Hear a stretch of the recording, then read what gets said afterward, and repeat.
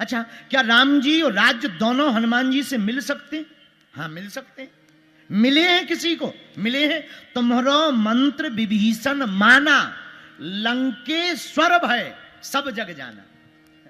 यहां के मंत्री जी विराजमान हैं, हम आपको कहें, बुरा ना मानना, हम आपके ऊपर नहीं बोल रहे हैं, तो I am very very not sorry.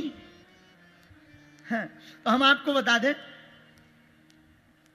कई बार पद मिलने के बाद ज्यादातर नेताओं को डर रहता है कि कुर्सी खिसक ना जाए। ये डर सबको होता है। एक बार क्या हुआ, पूर्व जन्म में हम नरसिंहपुर में ही थे, तो हमारा एक चेला है चंगीलाल, तो हमारे चेला के पास में गधा था। गधा, गधा तो जानते ही हो, वो गधा जानते हो? अब यहां कौन सा वो घोड़ा कहलाता होगा, गधा तो गधा ही होता है। एक बार एक आदमी के पास में गधा था, गधा। अच्छा, गधा को उसने ऐसी शिक्षा दी थी कि वो केवल हां बोलता था, ना नहीं बोलता था। उससे कुछ भी पूछो वो हां बोलता था। बड़ा चमत्कार होता था, गधे का भी चमत्कार होते हैं, बस गधा बोले भर।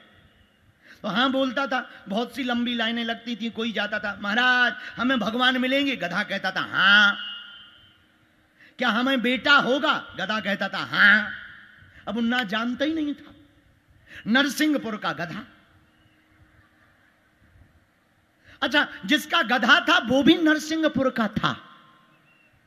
धोखे से एक महात्मा हमारे जैसे जा रहे थे, तो गधा की इतनी कीर्ति थी कि सबको ही जानता था कि ये गधा हां बोलता है।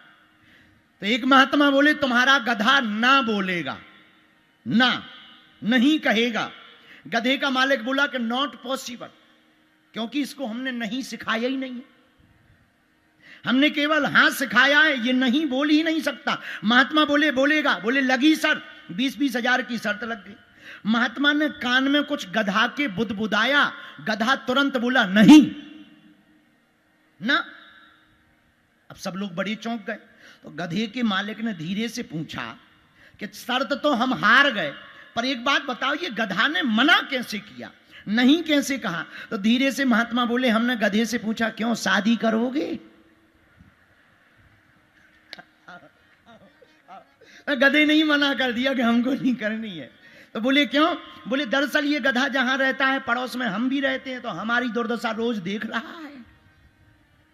तब तक फिर बोला 20 हजार अगर और दो तो एक बार और गधा मना कर दे। बोले फिर से बुला के दिखा। तो फिर कान के पास महात्मा गए, कुछ कान में खुद बोले, फिर मना कर दिया, नहीं कर दिया। अब गधे के मालिक ने पूछा, अब क्या पूछा? बोले हमने गधे से पूछा है क्यों, चुनाव लड़ोगे? तो उसने चुनाव के लिए भी मना कर दिया कि नहीं। तो चुनाव लड़ने के बाद, जीतने के बाद, जितने भी नेता हैं, वो भारत के हों, देश के हों, विदेश के हों, कहीं के भी हों, सभी नेताओं को कुर्सी पाने के बाद एक सेम दिक्कत है, क्या? कुर्सी खिसक ना जाए।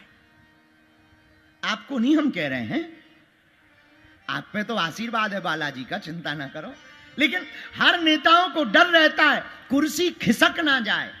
लेकिन एक बात बोले हम, बुरा ना मानिए, बहुत पते की बात है, राम हनुमान जी के भक्त रहोगे तो तुम राज्य भी पाओगे और कुर्सी खिसकने का भी डर भी नहीं रहेगा, क्योंकि तुम रक्षक काहू को डरना। यह हनुमान जी से दूसरी चीज प्राप्त करने की बात है। क्या? हनुमान जी की भक्ति से ये दूसरी वस्तु प्राप्त, दूसरी चीज प्राप्त होगी। क्या? हनुमान जी की कृपा से राम जी भी मिलेंगे और राज्य भी मिलेगा।